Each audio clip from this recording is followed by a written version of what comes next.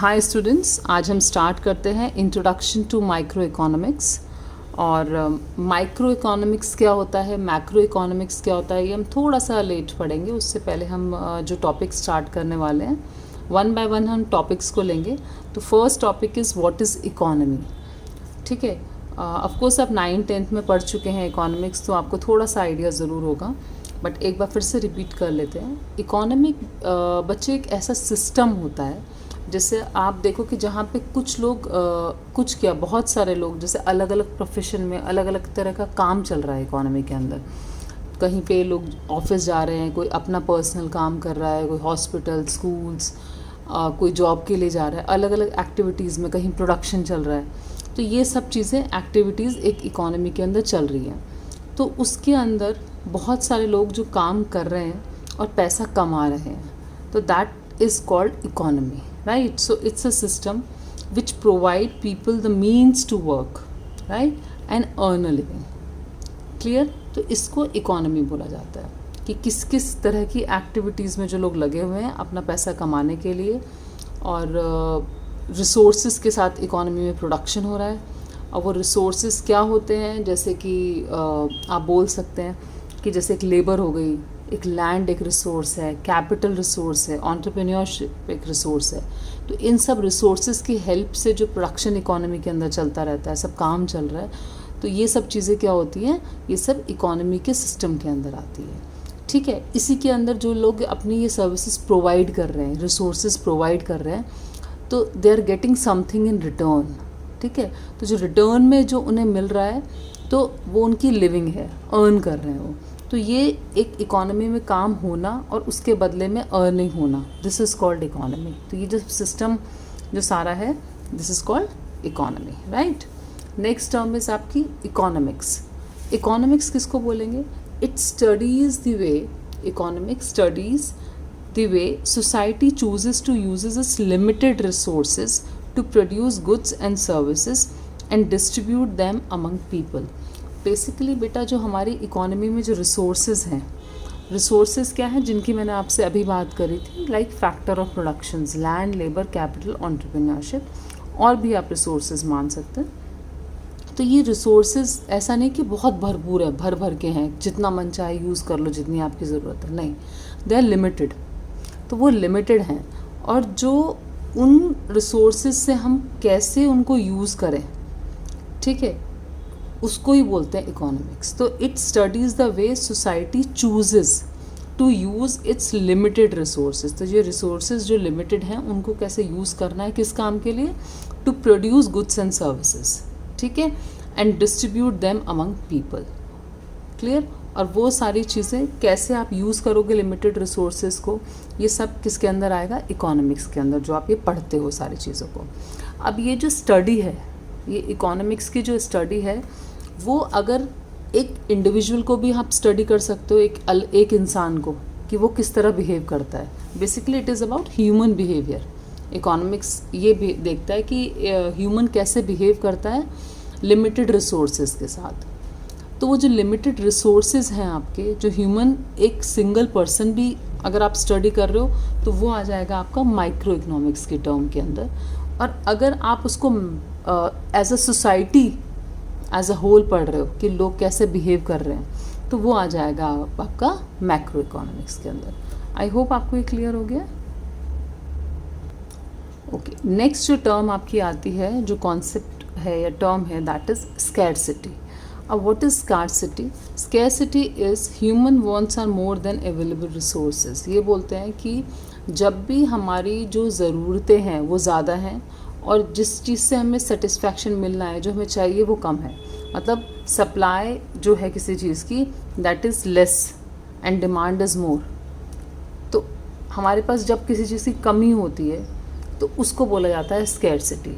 Like अगर आपके पास बहुत सारे घर में काम कर रहे हैं, आपको भाई, आपको एक घर चलाने के लिए किसी इंसान को रेंट भी पे करना होता है, स्कूल फीस जाती है, ट्यूशन फीस जाती है, घर की इलेक्ट्रिसिटी बिल जाता है, मेड्स का खर्चा होता है, but that money is limited. तो वो मनी एक रिसोर्स है, बट दैट इज़ लिमिटेड। तो हम क्या बोलेंगे, मनी की स्कैरसिटी है। क्लियर? तो human wants are more than available resources. तो क्यों, रीज़न क्या है उसके पीछे? दैट इज़ स्केर्सिटी, बिकॉज जो डिमांड है that is more than the supply. अब मेन जो प्रॉब्लम जो आती है, हम ये मान गए ठीक है चीज़ों की हमारे पास कमी है, हमारे पास रिसोर्सेज की क्या है, कमी।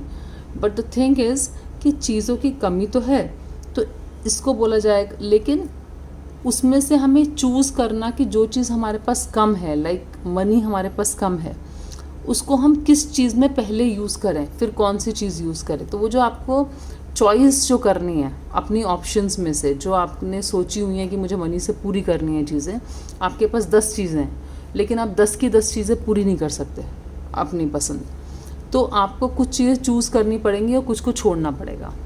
तो वो जो आप चॉइस जो है that is the main problem, कि वो 10 में से आपको 5 चूज़ करनी है जिनको आप सिर्फ सेटिस्फाई कर सकते हो, जो 5 जो है बची हुई हैं उनको आपको छोड़ना पड़ेगा। तो वो जो 5 को चॉइस करना इज़ द मेन प्रॉब्लम। तो इसलिए बोलते हैं कि स्केर्सिटी अपने में प्रॉब्लम नहीं है, problem is economic problem is a problem of choice involving satisfaction of unlimited want. मतलब आपको इतनी सारी अनलिमिटेड वांट्स हैं, उनको पूरा करना लिमिटेड रिसोर्सेज से, और वो भी ऐसे रिसोर्सेज जिनके बहुत सारे यूजेस हों। जैसे मनी के आपके वो लिमिटेड रिसोर्स है, उसको आप बहुत सारी जगह यूज़ कर सकते हैं, बट आपको चूज़ करना है अपनी प्रायोरिटीज़ के हिसाब से कि किस चीज़ को लो और किसको आप छोड़ो। This is the main economic problem. Clear?